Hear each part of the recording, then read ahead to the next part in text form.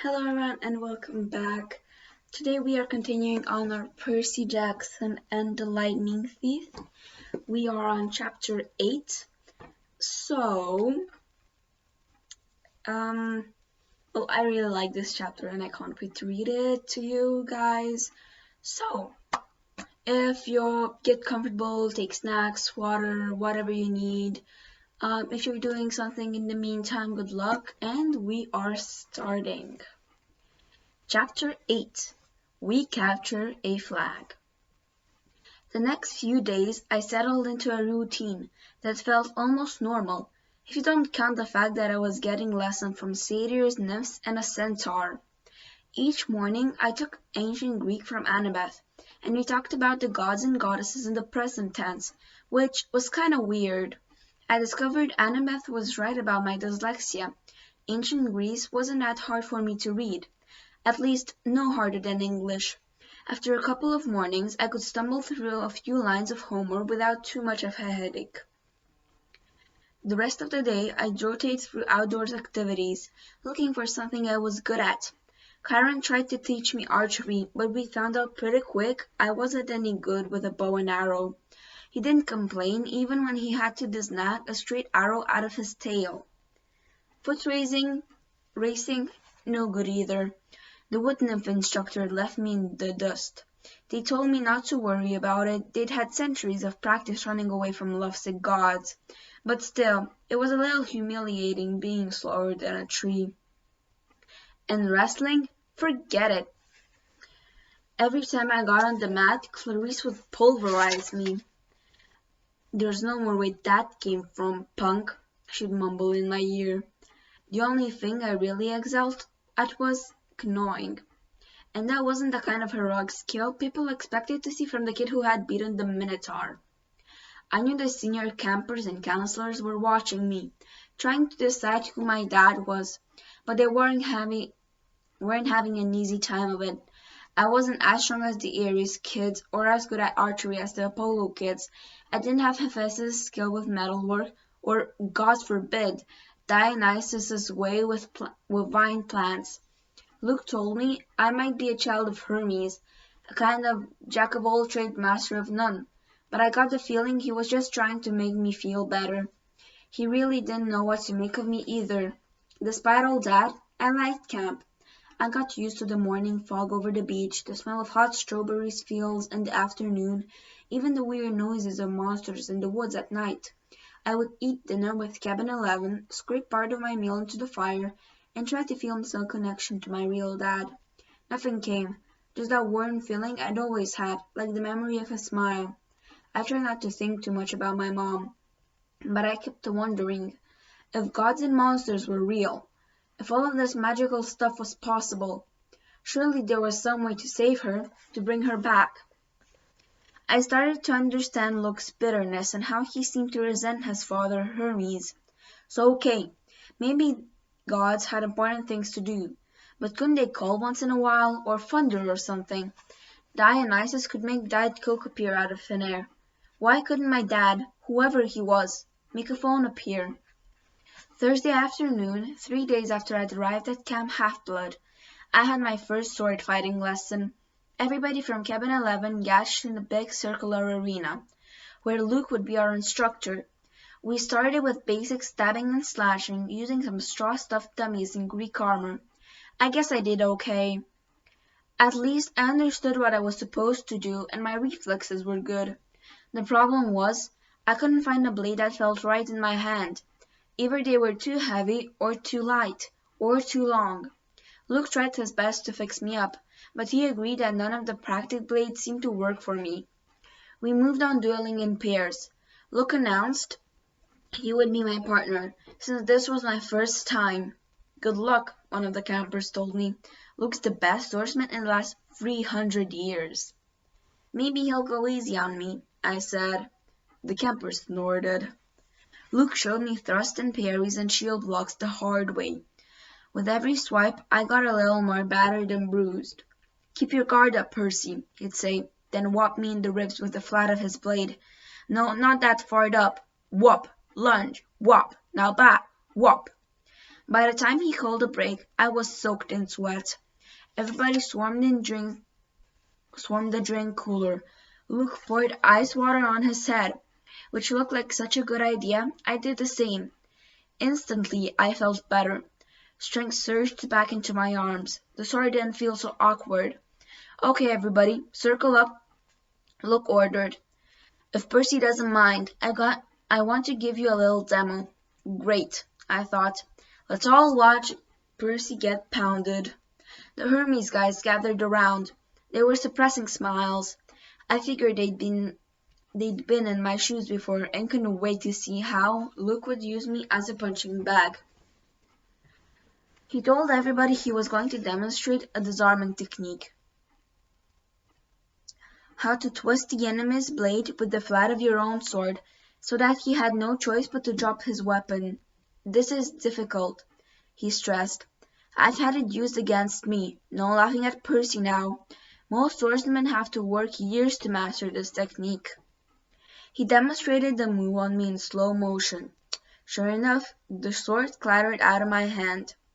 Now in real time, he said after I'd retrieved my weapon. We keep sparring until one of us pulls it off. Ready, Percy? I nodded, and Luke came after me.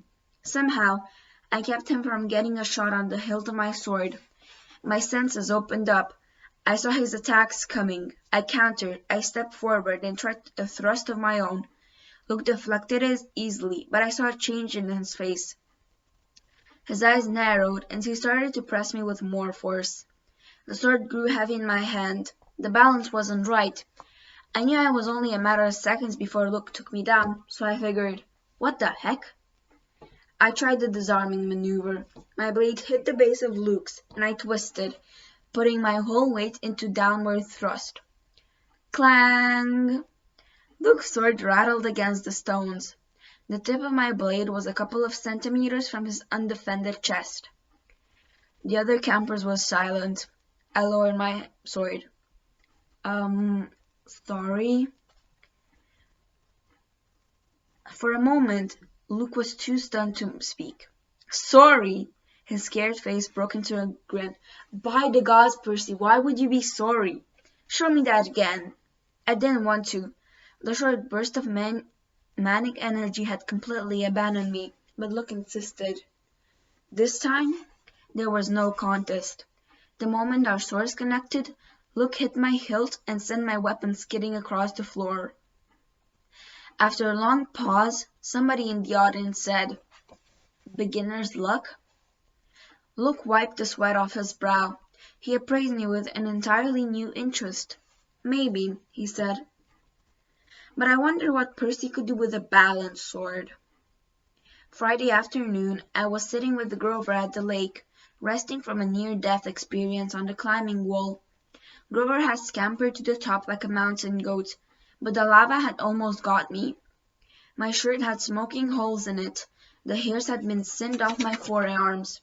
We sat on the pyre, watching the Naiads do underwater basket weaving, until I got up the nerve to ask Grover how his conversation had gone with Mr. D. His face turned a sickly shade of yellow. Fine, he said. Just great. So, your career's still on track? He glanced at me nervously. Karen told you want a searcher's license? Well, no. I had no idea what a searcher's license was, but it didn't seem like the right time to ask. He just said you had big plans, and that you needed credit for completing a keeper's assignment. So, did you get it? Grover looked down at the Naiads. Mr. D suspended judgment, he said. I hadn't failed or succeeded with you yet, so our fates were still tied together. If you got a quest and I went along to protect you, and we both came back alive, then maybe he'd consider the job complete. My spirit lifted. Well, that's not so bad, right? Bah! He might as well have transferred me to stable cleaning duty. The chances of you getting a quest, and even if you did, why wouldn't you want me along? I tried to reassure him that Of course I want you along. Grover stared glumly into the water. Basket weaving. Must be nice to have a useful skill. I tried to reassure him that he had lots of talents, but that just made him look more miserable. We talked about canoeing and swordplay for a while, then debated the pros and cons of different gods. Finally, I asked him about the 4 empty cabins. Number 8, the silver one, belongs to Artemis, he said. She vows to be a maiden forever, so of course, no kids. The cabin is, honorary. If she didn't have one, she'd be mad. Yeah, okay, but the other 3, the ones at the end, are those the big 3? Grover tensed. We were getting close to a touchy subject.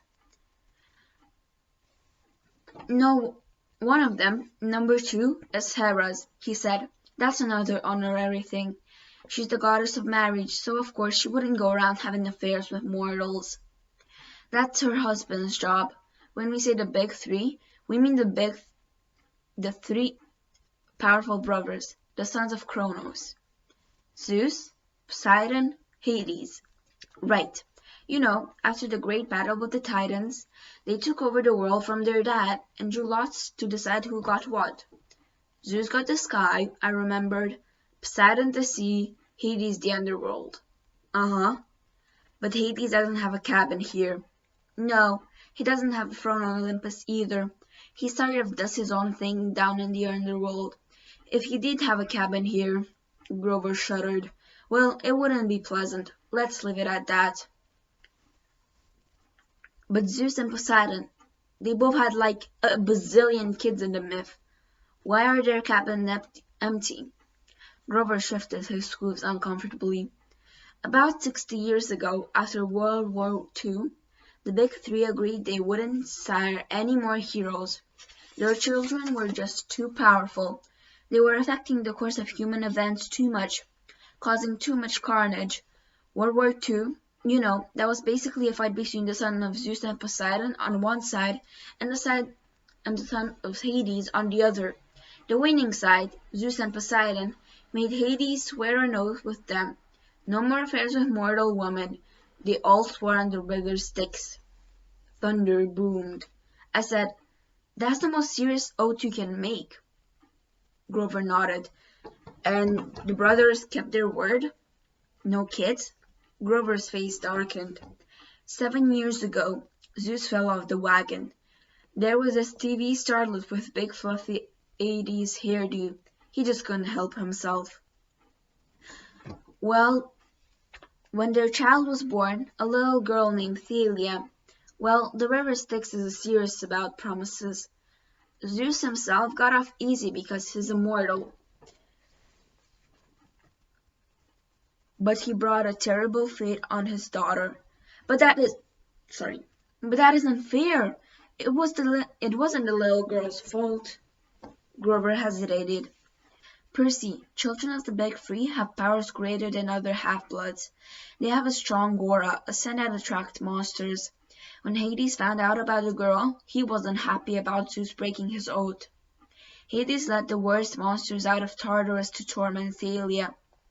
Asadia was assigned to be her keeper when she was 12. There was nothing he could do. He tried to escort her here with a couple of other half-bloods she'd befriended. They almost made it. They got all the way to the top of that hill. He pointed across the valley to the pine tree where I'd fought the Minotaur. All 3 kindly ones were after them, along with a horde of hellhounds. They were about to be overrun when Thalia told her satyr to take the other 2 half-bloods to safety, while she held off the monsters. She was wounded and tired, and she didn't want to live like a haunted animal. The satyr didn't want to leave her, but he couldn't change her mind, and he had to protect the others. So Thalia made her final stand alone, at the top of that hill. As she died, Zeus took pity on her. He turned her into a pine tree.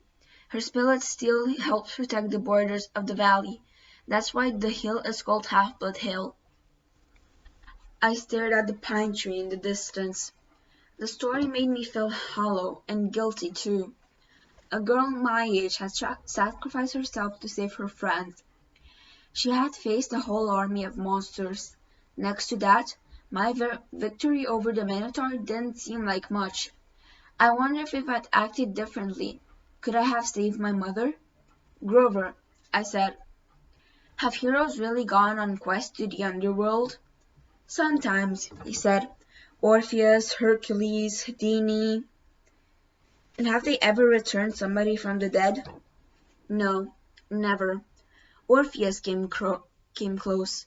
Percy, you're not seriously thinking. No, I lied.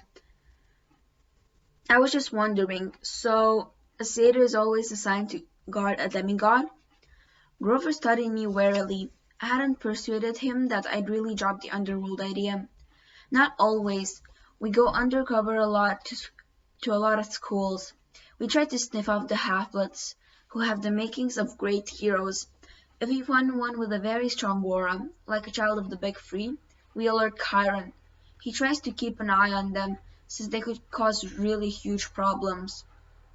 And you found me. Chiron said you thought I might be something special. Grover looked as if I'd let him into a trap. I didn't. Oh, listen, don't think like that. If you were, you'd never ever be allowed a quest, and I'd never get my license. You're probably a child of Hermes, or maybe even one of the minor gods like Nemesis, the goddess of revenge. Don't worry, okay? I got the idea he was reassuring himself more than me. The night after dinner, there was a lot more excitement than usual. At last, it was time for Capture the Flag. When the plates were cleared away, the con horn sounded, and we all stood at our tables. Campers yelled and cheered as Annabeth and two of her siblings ran into the pavilion, carrying a silk banner. It was about 3 meters. It was about 3 meters long, glistening gray with a painting of a barn owl above an olive tree. From the opposite side of the pavilion, Clarice and her buddies ran in with the other banner of identical size, but godly red, painted with bloody spear and a boar's head. I turned to Lux and yelled over the noise. Those are the flags? Yeah. Ares and Athena always lead the teams? Not always, he said, but often. So if another cabin captures one, what do? Repaint the flags? He grinned. You'll see. First, we have to get one. Whose side are we on? He gave me a sly look, as if he knew something I didn't. The scar on his face made him look almost evil in the torchlight. We've made a temporary alliance with Athena tonight. Tonight, we get a flag from Ares, and you are going to help. The teams were announced. Athena had made alliance with Apollo and Hermes, the two biggest cabins. Apparently, privileges had been traded, shower times, chore schedules, and the best slots for activities, in order to win support. Ares had allied themselves with everybody else, Dionysus, Demeter, Aphrodite, Hephaestus. From what I'd seen, Dionysus's kids were actually good athletes, but there were only 2 of them. Demeter's kids had the edge with natural skills and outdoor stuff, but they weren't very aggressive. Aphrodite's sons and daughters I wasn't too worried about.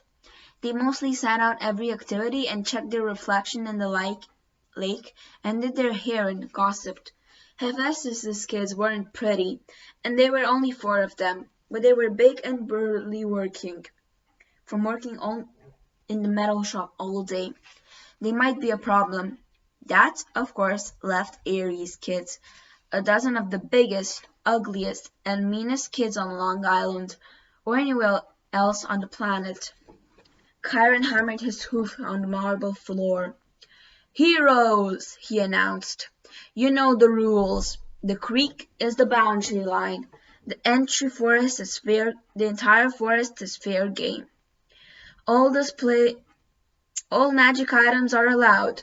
The banner must be prominently displayed and have no more than 2 guards.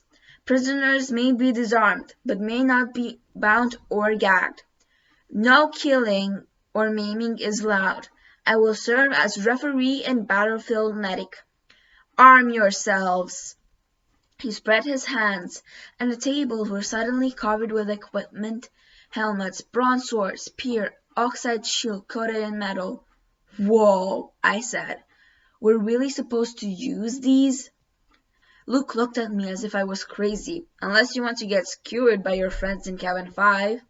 Here, Karen thought these would fit. You'll be on border patrol. My shield was the size of an ABA backboard, with a big caduceus in the middle. It weighed about 1,000,000 pounds. I could have snowboarded on it fine, but I hope nobody seriously expected me to run fast. My helmet, like all the helmets on Athena's side, had a blue horse plume on top. Ares and their allies had red plumes. Annabeth yelled, "Blue team, forward!" We cheered and shook our swords and followed her down the path to the Sylph Woods. The red team yelled taunts at us as they headed off towards the north. I managed to catch up with Annabeth without tripping over my equipment. "Hey," she kept watching. "So what's the plan?" I asked. "Got any magic items you can loan me?" Her hand drifted towards her pocket, as if she were afraid I'd stolen something. "Just watch Clarissa's spear," she said. "You don't want that thing touching you. Otherwise, don't worry, we'll take the banner from Ares. Has Luke given you your job?" "Border patrol, whatever that means." "It's easy. Stand by the creek, keep the Reds away, leave the rest to me. Athena always has a plan." She pushed ahead, leaving me in the dust. "Okay," I mumbled. Glad you wanted me on your team." It was a warm, sticky night. The woods were dark, with fireflies popping in and out of view. Annabeth stationed me next to a little creek that gurgled over some rocks. Then she and the rest of the team scattered into the trees. Standing there and alone, I felt like an idiot. With my big blue feathered helmet and my huge shield, I felt like an idiot. The bronze sword, like all the swords I tried so far, seemed balanced wrong. The leather grip pulled on my hand like a bowling ball. There was no way anybody would actually attack me, would they? I mean, Olympus had to have liabilities issues, right? Far away, the con horn blew. I heard whoops and yells in the woods, the clanging of metal, kids fighting. A blue-plumed ally from Apollo raced past me like a deer, leaped through the creek, and disappeared into enemy territory. Great, I thought. I'll miss all the fun, as usual. Then I heard a sound that sent a chill up my spine. A low cannon growl, somewhere close by. I raised my shield instinctively. I had the feeling something was stalking me. Then the growling stopped. I felt the presence retreating. On the other side of the creek, the underbrush exploded. 5 Ares warriors came yelling and screaming out of the dark. "Cream the punk!" Clarisse screamed. Her ugly pig eyes glared through the slits of her helmet. She brandished a 2-meter spear, its barbed metal tip flickering with red light. Her siblings had only the standard-issue bronze swords. Not that that made me feel any better. They charged across the stream. There was no help in sight. I could run, or I could defend myself against half the Ares cabin. I managed to sidestep the first kid's swing, but these guys were not as stupid as minotaurs. They surrounded me, and Clarisse thrust at me with her spear. My shield deflected the point, but it felt a painful tickling all over my body. My hair stood on end, my shield arm went numb, and the air burned. Electricity. Her stupid spear was electric. I fell back. Another Ares guy slammed me in the chest with the butt of his sword, and I hit the dirt. They could have kicked me into jelly, but they were too busy laughing. "Give him a haircut," Clarisse said. "Grab his hair." I managed to get to my feet. I raised my sword, but Clarisse slammed it aside with her spear as sparks flew. Now both my arms felt numb. "Oh wow," Clarisse said. "I'm scared of this guy. Really scared." "The flag is that way," I told her. I wanted to sound angry, but I was afraid it didn't come out that way. "Yeah," one of her siblings said. "But see, we don't care about the flag. We care about a guy who makes our cabin look stupid. You You did that without my help, I told him. It probably wasn't the smartest thing to say. Two of them came at me. I backed up towards the creek, tried to raise my shield, but Clarice was too fast. Her spear struck me straight in the ribs. If I hadn't been wearing an armored breastplate, I would have been shish kebabbed. As it was, the electric point just about shocked my teeth out of my mouth. One of her cabin mates slashed his sword across my arm, leaving a good-sized cut. Seeing my own blood made me dizzy, warm and cold at the same time. No maiming, I managed to say. Whoops, the guy said. Guess I lost my deserved privileges. He pushed me into the creek, and I landed with a splash. They all laughed. I figured as soon as they were through being amused, I would die. But then something happened. The water seemed to wake up my senses, as if I just had a bag of my mom's double espresso jelly beans. Clarice and her cabin mates came into the creek to get me, but I stood to meet them. I knew what to do. I swung the flat of my sword against the first guy's head and knocked his helmet clean off.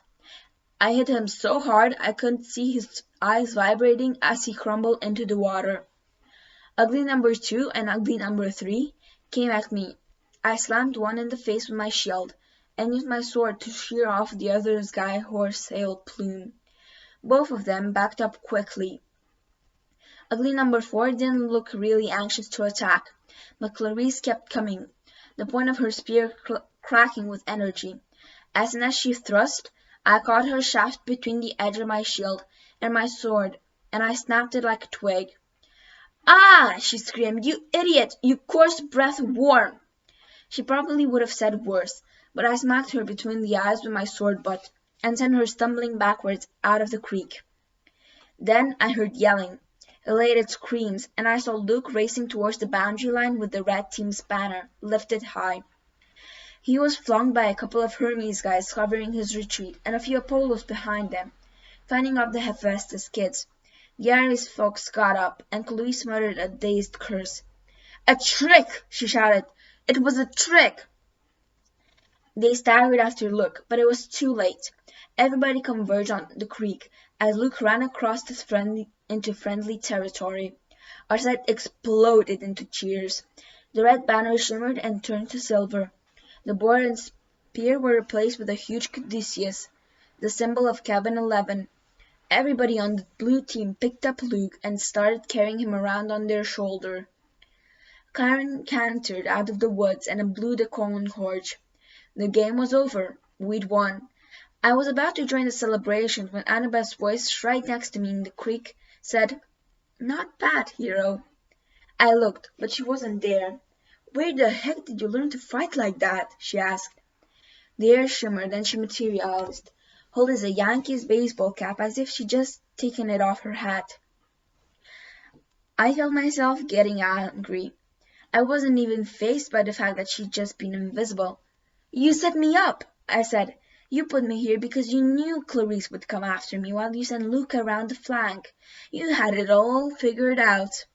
Annabeth shrugged. "I told you. Athena always has a plan." "A plan to get me pulverized?"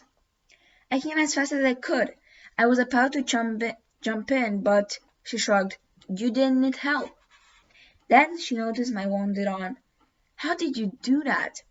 "Sword cut," I said. "What do you think?" No, it was a sword cut. Look at it. The blood was gone. Where the huge cut had been, there was a long white scratch, and even that was fading. As I watched, it turned into a small scar and disappeared. I don't get it. Annabeth was thinking hard. I could almost see the gears turning. She looked down at my feet, then at Clarice's broken spear and said, "Step out of the water, Percy." "What? Just do it." I came out of the creek and immediately felt bone-tired. My arm started to go numb again. My adrenaline rush left me. I almost fell over, but Annabeth steadied me. "Oh, sticks!" she cursed. "This is not good. I assumed it would be Zeus." Before I could ask what she meant, I'd heard the canine growl again, but much closer than before. A howl ripped through the forest. The campers' cheering died instantly. Karen chanted something in ancient Greek, which I would realize only later I had understood perfectly. "Stand ready! My bow!" Annabeth drew her sword. There on the rocks just above us was a black hound the size of a rhino, with lava-red eyes and fangs like daggers. It was looking straight at me. Nobody moved except Annabeth, who yelled, "Percy, run!" She tried to step in front of me, but the hound was too fast. It leaped over her, an enormous shadow with teeth, and just as it hit me, as I stumbled backwards and felt its razor-sharp claws ripping through my armor, there was a cascade of talking sounds, like 40 pieces of paper being ripped one after the other. From the hound's neck sprouted a cluster of arrows. The monster fell dead at my feet. By some miracle, I was still alive. I didn't want to look underneath the ruins of my shredded armor. My chest felt warm and wet, and I knew I was badly cut. Another second, and the monster would have turned me into 50 kilograms of delicatessen meat. Chiron trotted up next to us, a bow in his hand, his face grim. "The Immortales," Annabeth said. "That's a hellhound from the fields of punishment. They're not supposed to—" "Someone summoned it," Chiron said. "Someone inside the camp." Luke came over, the banner in his hand, forgotten, his moment of glory gone. Clarice yelled, "It's all Percy's fault. Percy summoned it." Be quiet, child," Chiron told her. We watched the body of the hellhound melt into shadow, soaking in the ground until it disappeared. "You're wounded," Annabeth told me. "Quick, Percy, get into the water." "I'm okay." "No, you're not. Chiron, watch this." I was too tired to argue. I stepped back into the creek. The whole camp gathered around me. Instantly, I felt better. I could feel the cuts on my chest closing up. Some of the campers gasped. "Look, I don't know why," I said, trying to apologize. "I'm sorry." But they weren't watching my wounds heal. They were staring at something above my head. "Percy?" Annabeth pointing. By the time I looked up, the sun was already fading, but I could still make out the holograms of green light, spinning and gleaming, a three-tube spear, a trident. "Your father," Annabeth murmured. "This is really not good." "It is determined," Chiron announced. All around it, campers started kneeling, even the Ares cabins, though they didn't look happy about it. "My father?" I asked, completely bewildered. "Poseidon," said Chiron, Earthshaker, Stormbringer, father of horses. Hail, Percy Jackson, son of the sea god." And that is it for chapter 8. Very interesting. We just found out who Percy's father was. Well, I already knew, but it doesn't matter. So, I hope you enjoy it, and see you guys next time. Bye!